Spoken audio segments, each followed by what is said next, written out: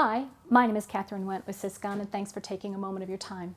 Today I wanted to talk to you about the Windows operating system for your server 2008. Microsoft has announced that it will be considered end of life in January 2020. And that may seem far away, but take a look at the calendar. It's not that far off, and you'll want to do some planning. So first of all, end of life means that Microsoft in January 2020 will stop issuing any patches, any security patches for that operating system, which leaves it open for hackers or others to take advantage of any loopholes that they may find. So it's important that you get ahead of this and do some planning. How about the server itself? So take a look at your server. How old is it? You need to take a look at the processing speed, the speed of the drives, the space on your drives, the amount of memory that's in there. Take a look and see if that server will be able to support the 2012 or 2016 operating systems. You may need to replace the server, and here you have a couple of options. Virtualization has come a long way, so if you don't have any virtualization in your server right now, this would be a chance for you to get educated on that.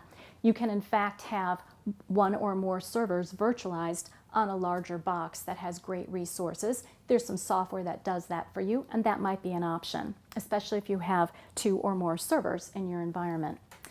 You might also want to consider private hosting.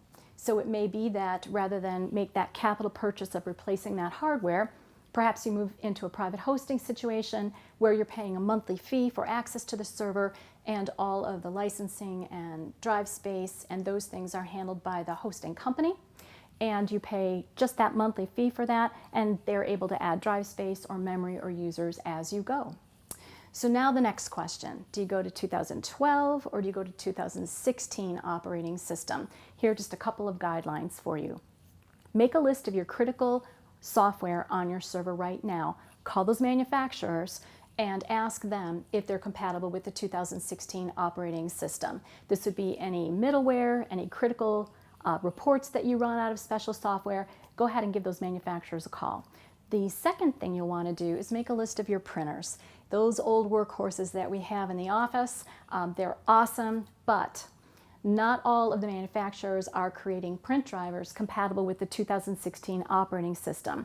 So you might have to choose whether to go to 2012 and keep those printers, or perhaps it's time to replace some of those printers as well.